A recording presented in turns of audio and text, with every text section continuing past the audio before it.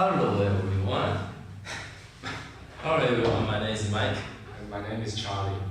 And we're going to present our video clip analysis for the final project.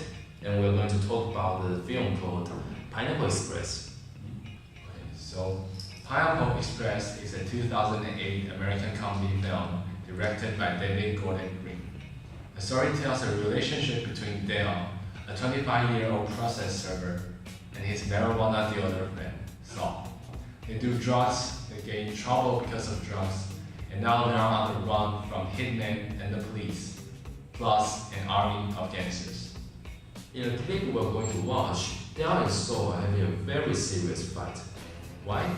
Well, Dale and Saul get involved with this murder because of a rare strain of marijuana called Pineapple Express. Moreover, Dale and his high school-aged girlfriend, Angie, just break up because Angie's parents knows that Dale and Saul are consistently smoking marijuana. Poor Dale, he is so tired of Saul being absent-minded this whole time and he starts complaining, which results into a big fight between each other.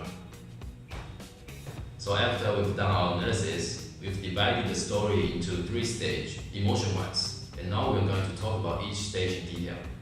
Okay, so on the first stage, Dale seems frustrated because he just broke up with his girlfriend Angie, and Saul is still looking cool and chill, not aware of the situation they are in. So on seeing Saul start smoking weed again, Dale becomes paranoid and enraged. Dale's voice sounds annoying because of Saul's behavior, with his stresses being heavier and more obvious. The rate of his speaking also becomes faster and faster. Saul doesn't understand why Dale's mad, so his voice sounds confused but still relaxed. His stress sounds relaxed and easygoing and chill, with his rate of speaking being moderate. Without further ado, let's watch the clip. What happened because those fucking kids couldn't keep their shit on the down low, yeah? In case you haven't noticed, which you haven't, because from what I can tell, you don't notice anything ever, we are not very functional when we're high, which is all the fucking time. In this part, Dale's stress is clearly heavier on the word heaven and ever, which implies that he is so sick of Saul's attitude toward the whole thing from the beginning to the end. Well, let's see how Saul deals with this.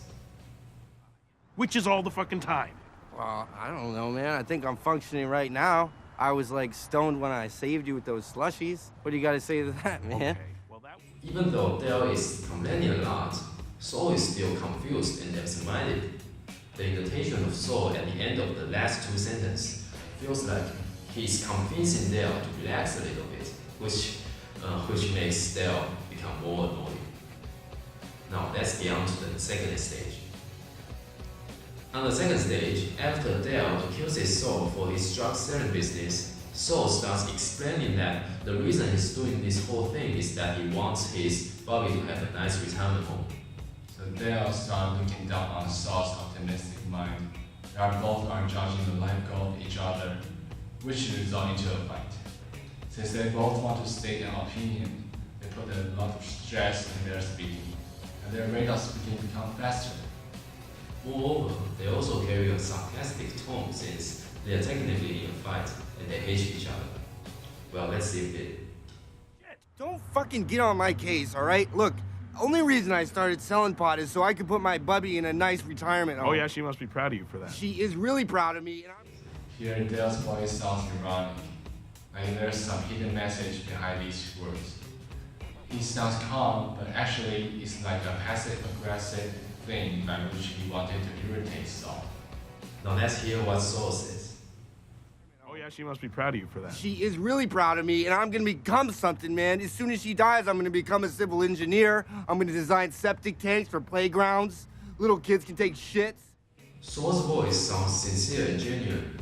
He believes that it's right of him doing all these things for his Bobby, but Dale just turns him down and starts judging, which hurts Saul's feeling. Okay, let's see how Dale replies. You idiot, what the hell do you do? What I'm gonna do, besides staying in my home for fear that you've designed some object I'm around, I'm gonna be on the radio talking about life. Here, Dale's judging Saul's unrealistic plan. His voice sounds ironic and he uses a lot of interrogative sentences. implying his thoughtful feeling towards Saul. Then he started bragging about his own plan for the future, with a more confident voice. So his sentence stressed from the part on the radio and live, which has something to do with Dale's habit of listening to the broadcast and calling to the program. Now let's see how Saul replies. I'm gonna be on the radio talking about life, Oh! giving lessons about Let me in life. my place. I'm gonna be designing buildings, and what's he gonna be doing? Boring people to death on the radio. Although Dale thinks that listening to a radio broadcast and hearing other people's story will benefit him a lot, Saul thinks differently. Now both of them are just arguing and criticizing each other for having a ridiculous dream. In here, Saul's voice sounds even more enraged and just being ironic. Okay, let's go to the third stage. So on the third stage, Dale starts saying that his life would be so much better without Saul, which instantly made him regret for saying it. After that, Saul is determined to leave Dale on his own, saying there's no feasible way for him to take the words back. Dale sounds regretful for saying such thing. His stress becomes lighter due to him feeling sorry. Saul's voice changed from furious to bitter. His feeling was hurt by Dale, and his stress and rate of speaking are both harmful. He's now indifferent of what Dale's saying. Now let's see how Dale says. Drugs, I would have no idea who you were, and I would be fantastic right now, instead of looking like this. That sounded mean. Yeah, Just hearing it sounded mean. I didn't mean to say it. So Dale feels regret about what he said and wants to take it back. His voice sounds calmer but lighter, which implies he's feeling sorry for saying such thing. Now let's see Saul's clip. I'm sorry, man. Look, what are you doing? Here, have a nice last meal. Come on. Don't do that. Why don't you supersize it, bitch? I'm sorry, man. Look, come back. No, I didn't mean that. After Saul feels hurt badly, he becomes indifferent and wants to walk away. He even tosses some money to Dale and ends the conversation. He sounds determined and serious. Although being a little immature, he's honest with his feelings. So that's the end of our analysis for the video clip. Yeah, and we remake the scene and filmed it on our own. So here's our video. Enjoy.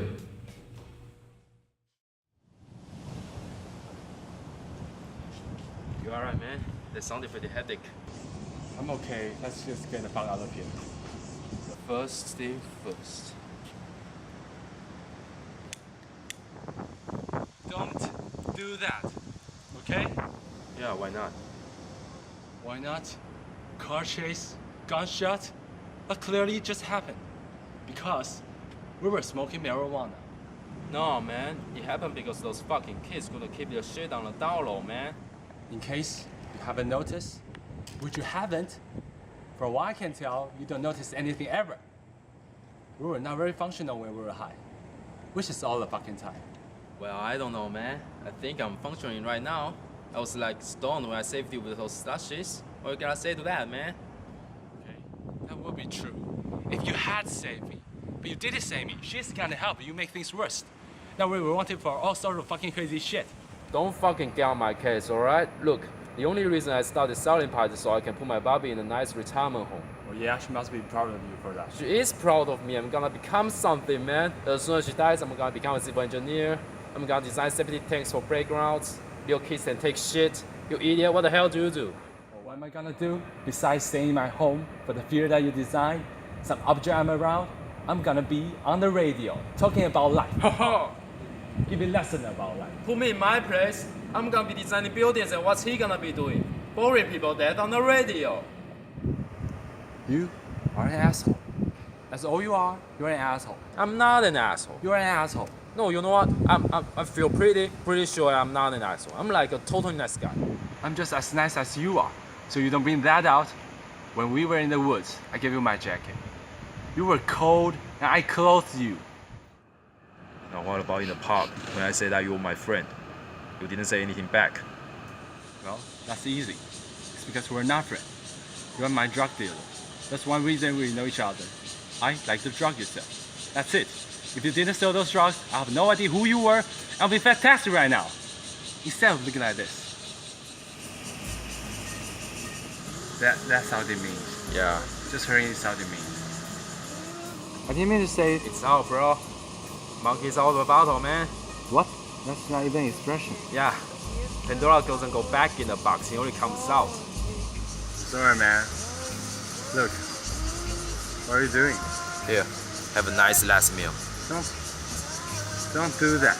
Why don't you supersize it, bitch? Hey, man, look. I'm back. I didn't mean that.